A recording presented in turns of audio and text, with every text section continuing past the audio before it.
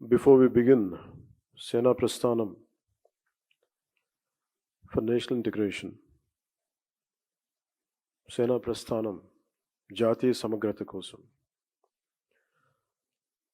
I offer my humble tributes to the freedom fighters who sacrificed everything for India's independence, to the visionary founding fathers of our Constitution, who laid the foundations of our democratic republic, and to the great leaders who guided this nation from the freedom struggle to the present generation, and to the countless soldiers who made the supreme sacrifice in the service of our country, Bharat. It is because of the courage, sacrifice, wisdom, and unwavering commitment to the nation that we stand here today as a proud citizens of a free, united, democratic, and sovereign India. I extend a warm welcome to all Janasena Party leaders, members of parliament, MLAs, MLCs, office bearers, Sainiks and Karyakartas, and distinguished guests who have gathered here in our beloved national capital, Delhi. You may ask, why did we choose Delhi for this program? The city of Delhi, our capital, where we have gathered today, is not just another capital or this capital soil bears witness to the sacrifices of our freedom fighters. This soil witnessed the birth of the Constitution of India. This soil witnessed the tragedy of partition. This soil has seen the tears of millions of refugees. This soil carries the footsteps of countless great men and women who dedicated their lives to securing India's freedom. Delhi is the center from which India's voice is heard across the world. It is a focal point that guides the nation's governance, national security, and economic policies. It is home to the Parliament of India, where laws are enacted to shape the aspirations of 140 crore Indians. It is home to Rashtrapati Bhavan, a symbol of our national unity and democratic values. This is why we are organizing this gathering. Sena Prasthanam for national integration on this historic soil is not merely a political event. It's our commitment to serve our nation.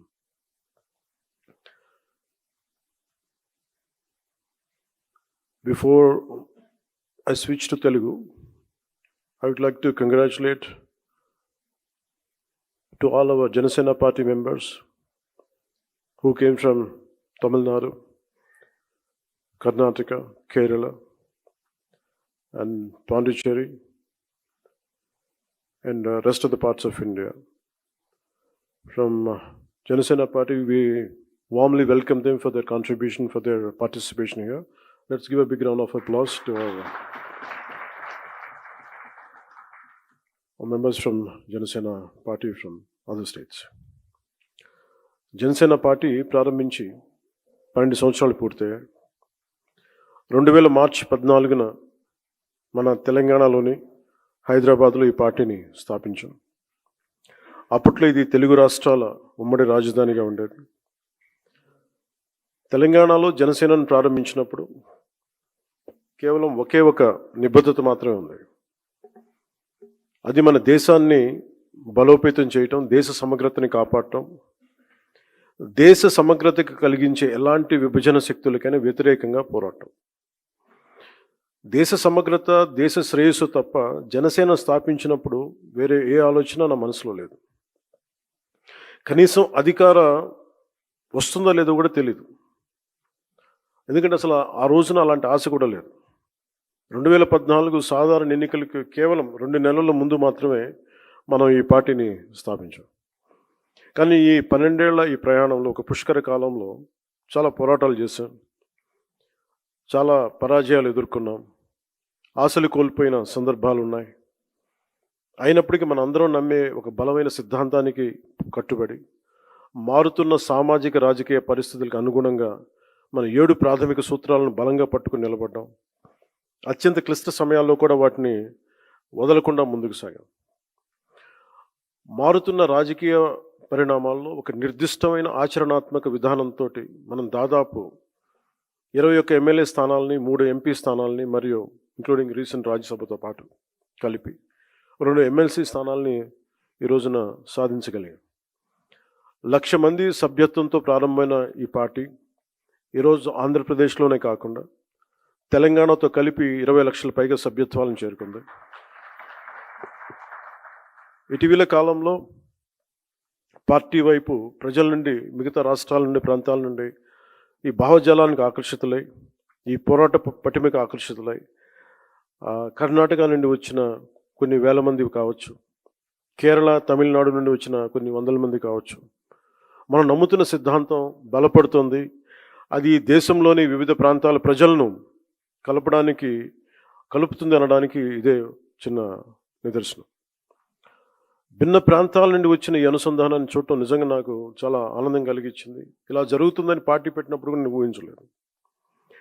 నాకు party ప్రయోజనాలు వీటికంటే ముఖ్యంగా party బాగుపడాలంటే ముందు మనం దేశ సమగ్రత గురించి ఎప్పుడూ ఒక తొలి ప్రాధాన్యత ఇవ్వాల్సిన అవసరం. అలా చెప్పడానికి కూడా చాలా కారణం ఉంది.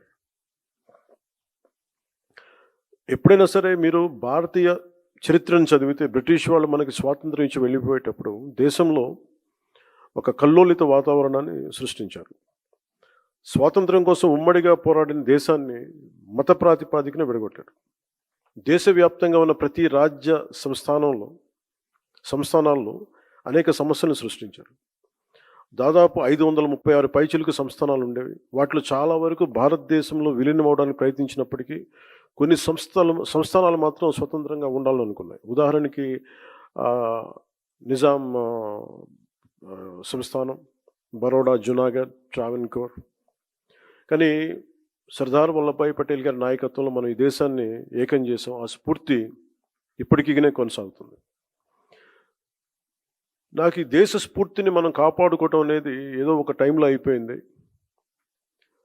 సర్దార్ వల్లభాయ్ పటేల్ గారు చెప్పిన మాటలు 47లో స్వాతంత్ర విభజన ముందు జరిగిన 2 సంవత్సరాలు కల్లోలం 49లో ఆల్మోస్ట్ మనకి ఈ కాన్స్టిట్యూంట్ అసెంబ్లీ డిబేట్స్ అన్నీ అయిపోయిన చివరిలో ఆయన అన్న మాటలు, human memory is very short. మన 2 సంవత్సరాల క్రితం జరిగిన ఈ విభజన కూడా మర్చిపోయాం. అందువల్ల ఇది ప్రతి ఒక్కళ్ళు గుర్తుపెట్టుకోవాల్సింది అనేది ఆయన చాలా వేదంతో చెప్పారు. అది సో ఆ మాటల్ని నేను చాలా ఇన్స్పైర్ చేసినాయి నాకు. అంటే ఈ దేశ స్ఫూర్తిని కాపాడుకోవటం అనేది ఒక రోజుతో అయిపోయే పని కాదు. ప్రతి తరం కూడా దాన్ని ముందుకు తీసుకెళ్ళాలి. వారే దానికి మార్గదర్శకులు కావాలి. సమకాలీన రాజకీయాల్లో ఎవరైతే అధికారం కోసం ఆశపడి ఈ సూత్రాన్ని విస్మరిస్తారో వారు తమ స్వల్పకాలిక రాజకీయ ప్రయోజనాల కోసం ప్రజల మధ్య, ప్రాంతాల మధ్య విభజనను సృష్టించి దేశ సమగ్రతని ప్రమాదంలో పడేస్తున్నారు. అనేక మార్లు చెప్పాను. 2014లో కాంగ్రెస్ పార్టీ ఆంధ్రప్రదేశ్ రాష్ట్రాన్ని విభజించిన తీరు మీద మనం ఆవేదన వెలిబుచ్చాం తప్ప ఎక్కడ తెలంగాణ రాష్ట్ర విభజనని జనసేన ఏ రోజు కూడా దాన్ని అడ్డు చెప్పలేదు. ఇది 2009 నుంచి నేను రిపీటెడ్గా చెప్తున్నా. This is my commitment and also Janasena's commitment for betterment of Telangana, for the statehood of Telangana. కాకపోతే కాంగ్రెస్ పార్టీ విభజించిన తీరు మటుకు ఒక అసంతృప్తిని, ఒక అశాంతిని సృష్టించింది. ఈ రోజుకి ఆ వారసత్వపు సమస్యలు ఇలాగే ఉన్నాయి. ఆస్తుల పంపకాలు కావచ్చు. అంటే ఇవన్నీ కాంగ్రెస్ పార్టీ ఆ రోజు చేసిన విభజించిన విధానం కానీ, వాళ్ళ డివిజివ్నెస్ అప్రోచ్ కానీ ఈ రోజుకి ఆ ధోరణి మారలేదు. దానికి ఉదాహరణ ఇటీవల తెలంగాణలో జనసేన సభని అనుమతులు ఇవ్వకుండా అడ్డుకోవడం. ఈరోజు ఎజెండాలు ఇది ప్రధానాంశం కానప్పటికీ కూడా ప్రతిసారి ఒక్కొక్క రాజకీయ పార్టీ తమ సొంత రాజకీయ సరిహద్దులు పెట్టుకొని ఎలాంటి విభజనలు సృష్టిస్తారో చెప్పడానికి నేను దీన్ని ఒక ఉదాహరణగా చెప్తున్నాను. చాలామంది ముఖ్యంగా మన తెలుగు రాష్ట్రాలు కావచ్చు, కొంచెం దక్షిణాది రాష్ట్రాలు కావచ్చు, మనం ఎక్కువగా వినేది మేము ఢిల్లీ మెడలు ఉంచుతాం, చొక్కా పట్టుకొని నేలకు దించుతాం, తడాకా చూపిస్తాం అని దక్షిణాది నాయకులు చాలామంది చాలా పెద్ద పెద్ద మాటలు మాట్లాడుతూ ఉంటారు. కానీ నిజంగా వాళ్ళు ఢిల్లీకి రాగానే ఆ మాటలు ఎందుకు గొంతులోంచి రావు, పెగలు ఏంటో భయం అనుకుంటాం. అంటే ఎందుకు రాదు అంటే ఆ మాటలు వ్యక్తుల్ని చూసి వీటన్నిటికంటే కూడా ఢిల్లీ రాజధాని చూసిన ఆ విశిష్టత, ఇక్కడున్న విశిష్టత, ఢిల్లీ అనేది ఒక వ్యక్తుల గురించి కాదు, అది చేసిన త్యాగాల గురించి. 140 కోట్ల మంది ప్రజలను సురక్షితంగా ఉంచడానికి, పరిపాలించడానికి నిరంతరం పోరాడుతున్న ఎన్నో నిబద్ధత కలిగిన సంస్థలు, అది న్యాయ వ్యవస్థలు కావచ్చు, రాజకీయ వ్యవస్థలు కావచ్చు, అడ్మినిస్ట్రేటివ్ వ్యవస్థలు కావచ్చు, డిఫెన్స్ వ్యవస్థలు కావచ్చు, ఇవన్నీ దగ్గరుండి చూసినప్పుడు మనకు అలాంటి మాటలు పెగలవు. తమ ప్రాంతాల్లో, మన రాష్ట్రాల్లో ఉండి పెద్ద పెద్ద మాట్లాడే నాయకులందరూ కూడా ఇక్కడికి వచ్చినప్పుడు ఢిల్లీ తాలూకు ఈ గాఢతను చూసిన తర్వాత ఈ దేశం యొక్క సమగ్రతని అర్థం చేసుకుంటారు. మీరు ఇండియా గేట్కి వెళ్తే ఈ దేశాన్ని ఏకతాటిపై ఉంచడానికి సైనికులు చేసిన త్యాగాలు మనకు అర్థమవుతాయి.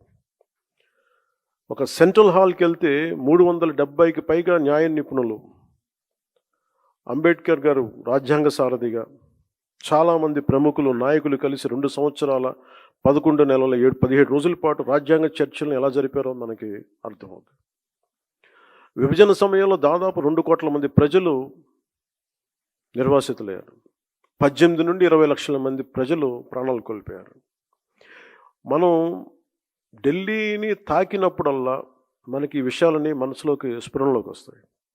ఇక్కడ నుండి కొన్ని గంటల దూరంలోనే మన పట్ల ఎంతో శత్రుత్వంతో ఉన్న పాకిస్తాన్ ఎంతసేపు ఆ సరిహద్దులు కనిపిస్తూ ఉంటాయి మనకి. ఈరోజు నేను ఎందుకు ఇక్కడ పెట్టానంటే, జనసేన పార్టీలోని ప్రతి ఒక్క నాయకుడు, ప్రతి సభ్యుడు ఇది అర్థం చేసుకోవాలని ఇక్కడ నేను పెట్టాను. అంటే ప్రాంతీయతని విస్మరించని జాతీయవాదాన్ని అర్థం చేసుకోవాలంటే ఎక్కడో మనం కూర్చొని హైదరాబాదు, మంగళగిరి, ఢిల్లీ, ఆంధ్ర, తెలంగాణలో కాకుండా ఢిల్లీ రాజధాని కేంద్రంగా చేసుకొని మాట్లాడితే దాని గాఢత అందరికీ అర్థమవుద్ది, మన బాధ్యత కూడా తెలుస్తుందని ఈ సమావేశం తాలూకు ముఖ్య ఉద్దేశం.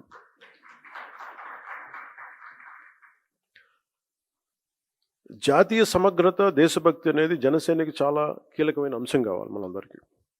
భిన్నమైన విభజన ధోరణులు మనం ఎందుకు దూరంగా ఉండాలి అంటే, ఈ దేశం ఈరోజు ఈ స్థితిలో ఉండటానికి వెనక ఎంతటి త్యాగాలు ఉన్నాయో మనం అర్థం చేసుకున్నప్పుడు దీన్ని ఎలా గౌరవించాలి, ఎంత బాధ్యతగా ప్రవర్తించాలో మనకి తెలుస్తుంది. మనకున్న లిమిటెడ్ పరిమితులు కావచ్చు, స్వీయ పరిమితుల్లో మన స్వంత సామర్థ్యాలతోటి జనసేన పార్టీ ద్వారా దేశ స్ఫూర్తిని ముందుకు తీసుకెళ్ళటం ఈరోజు ఈ సమావేశం యొక్క ముఖ్య ఉద్దేశం. మీరు వీటన్నిటిని అర్థం చేసుకొని తిరిగి వెళ్ళినప్పుడు వీటన్నిటి వెనక ఉన్న లోతైన భావాన్ని, దీని గాఢతని, దీని తీవ్రతని మీరు అర్థం చేసుకుంటారు.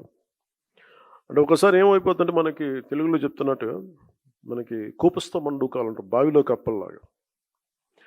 మన నేల మీదే కూర్చొని మాట్లాడి, మన పరిమితులతో ఉండే, అంటే మన గీసుకున్న గీతల మధ్య మాట్లాడితే దేశం తాలూకు సారూప్యత కానీ, దేశం తాలూకు విశిష్టత కానీ మనకు అర్థం కాదు. అందుకని మన స్వంత సరిహద్దులకి, మనం గీసుకున్న సరిహద్దులకి పరిమితం కాకుండా విశాల ప్రపంచాన్ని చూడటానికి ఈ రోజున ఢిల్లీ రాజధాని మనకు పెద్ద వేదికని ఇచ్చింది. సుమతి సత్యంలో చెప్పినట్టు మనందరం ఏమనుకుంటామంటే, అంటే బలవంతమైన సర్పం కూడా చలిచీమల చేత చిక్కి చచ్చిపోద్ది అంటారు. మనందరం ఏమనుకుంటాం, మనకు స్థాయి లేదులే, మనందరం చిన్న మనుషులే పెద్దలు అనుకుంటాం, ప్రతి ఒక్కరు ఈజీగా మాట్లాడేయచ్చు అనుకుంటాం. కానీ ఇలాంటి ప్రతి వ్యక్తి, ఈ మధ్య మీరు చూస్తా ఉన్నారు కొంచెం కాక్రోచెస్ అనే ఇది కూడా, అని నాకు సుమతి శతకం గుర్తు వచ్చింది. అంటే చాలా చిన్నగా కనిపించే క్రిమి కీటకాలు కూడా, చిన్న చీమలు కూడా ఒక బలవంతమైన సర్పాన్ని చంపేస్తాయి అన్నట్టుగా చిన్న చిన్న ఆలోచనలు ఇండివిజువల్ వ్యక్తులు వీళ్ళందరూ కూర్చొని మనకి సరైన దేశం తాలూకు గాఢతని కానీ, తీవ్రతని కానీ, దీని తాలూకు లోతుని అర్థం చేసుకోకపోతే చాలా డివిజివ్నెస్ యాటిట్యూడ్తో మాట్లాడి దేశం తాలూకు సమగ్రతని బలి చేసేయడానికి ఎప్పుడు శక్తులు సిద్ధంగా ఉంటాయి. అలాంటి అలాంటి ఆలోచన ప్రవాహంలో మనం చిక్కుకోకూడదు అన్న భావన తెలియజెప్పడానికి ఈ ఢిల్లీని వేదికగా పెట్టాం. అయితే చాలా కోట్ల మంది చిన్న చిన్న ఆలోచనల వ్యక్తులు కూడా కలిస్తే అది మంచి కావచ్చు, చెడు కావచ్చు, చాలా బలమైన ప్రభావాన్ని సృష్టించగలరు. అందుకని ఈ విభజనవాదాన్ని సృష్టిస్తున్నారు, లేదంటే ఇలాంటి పరిస్థితుల్లో మనం దాంట్లో భాగస్వామ్యం కాకూడదు. దాంట్లో మనం ఎంత ఎదురెడ్డి పోరాడాలని చెప్పడానికి దీని తాలూకు ముఖ్యాంశం. సో మిమ్మల్ని అందరినీ ఇక్కడికి ఆహ్వానించడంలో నా ముఖ్య ఉద్దేశం ఒకటి, ఒక బాధ్యత గల రాజకీయ పార్టీగా ఈ ఆశయాన్ని మరింత స్వాతంత్ర్య స్ఫూర్తిని ముందుకు తీసుకెళ్ళటం, మన ఫౌండేషన్ ఫాదర్స్ని గౌరవించడం ఈరోజు ఈ సమావేశం యొక్క ముఖ్య ఉద్దేశం. సో దీంట్లో సర్టన్ పాయింట్స్ అనుకున్నాం. అంటే నేషన్ ఫస్ట్, అంటే కాన్సెప్ట్స్ వైజ్ మనం మాట్లాడుకోవాల్సినవి. స్ట్రెంథనింగ్ నేషనల్ యూనిటీ, అంటే నేషన్ ఫస్ట్ కింద strengthening national unity, security, internal security and democratic values ఒకటి. Viksit Bharat, from aspiration to achievement, under 12 years of transformative leadership under Prime Minister Narendra Modi ji. Alage 2 years of renewal, reconstruction, inclusive development in Andhra Pradesh, from crisis to confidence. A journey to sacrifice, Janasena, 12 years prasthanam. A journey of sacrifice, service and people's trust. Alage bhavishyattu sarikotta taram. Andaru maatladutunna catch phrase Gen Z అనేది, భవిష్యత్తుకి జనసేన తరపు నుంచి ఎలాంటి దిశానిర్దేశం చేయాలి వీటన్నిటిలో. So ముందు వెళ్ళబోయే ముందు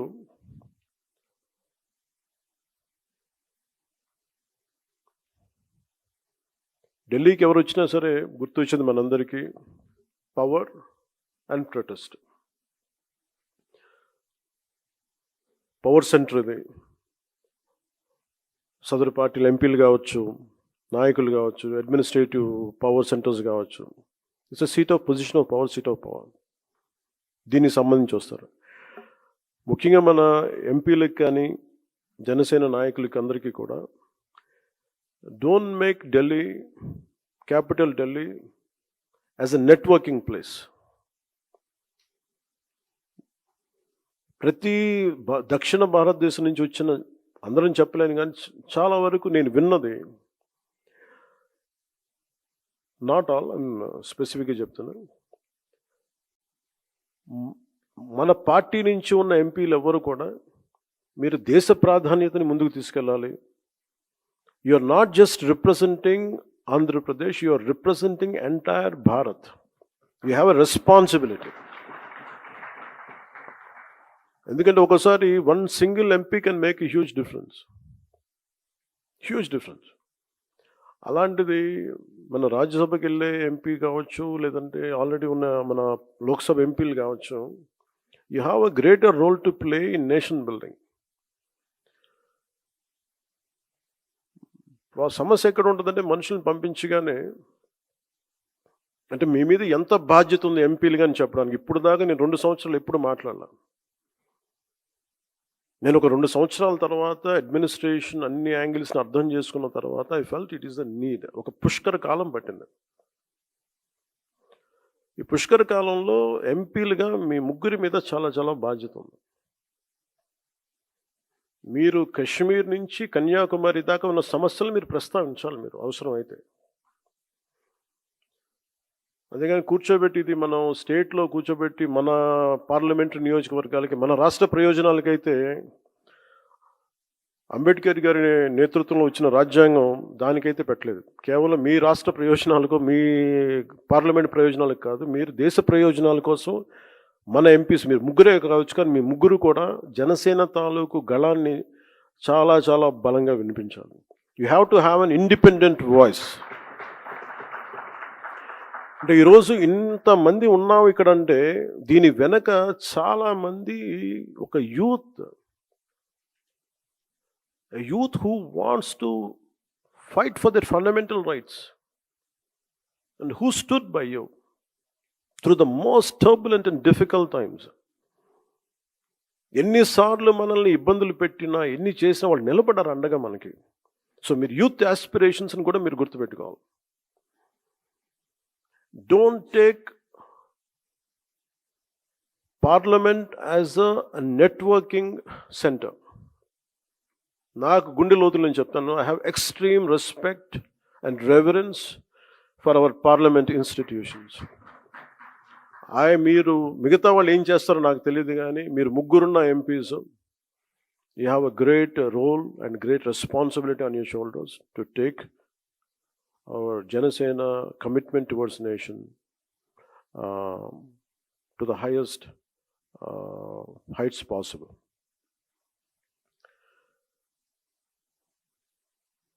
ఇక్కడికి ఎవరు వచ్చిందాక చెప్పినట్టుగా పవర్, దాన్ని చెప్పింది పవర్. ప్రొటెస్ట్, ఒక రాష్ట్రం విభజించాలన్నా, ఎవరి మీద, దేశం నాయకుల మీద ఎవరి మీద కోపం వచ్చినా, ఒక షహీన్ బాగ్ కావచ్చు, కావచ్చు, everyone will come here and lodge their protest. ఎలాంటి ప్రొటెస్ట్ చేస్తారంటే, ఒకసారి దేశాన్ని కూడా, దేశం అంతా అన్ని పనులు మానేసి ఇలా చూసేంత ప్రొటెస్ట్ చేస్తారు ఇక్కడ. So Delhi either is known for power or visibly it will be known for sometimes protest. But we're here today not for both. We're here to commit, to show that, to display our commitment about our patriotism. How patriotic we are and what kind of responsibilities we have to say that. And everyone comes here either for power or for protest. But we are here to define, to demonstrate our patriotism. That is the core objective of this meeting. So I would like to say a few remarks to few of people who came from all our brothers who came, sisters who came from different states. I would like to say the gist of it. Our commitment is to strengthen the nation, protect its integrity, and stand against every divisive force that threatens its unity. Everyone talks about fundamental rights. We are here to communicate that what our fundamental responsibilities are also there under state directive principles, and it was defined clearly what our fundamental responsibilities, and we have to talk about that also, and what our 7 foundational principles are.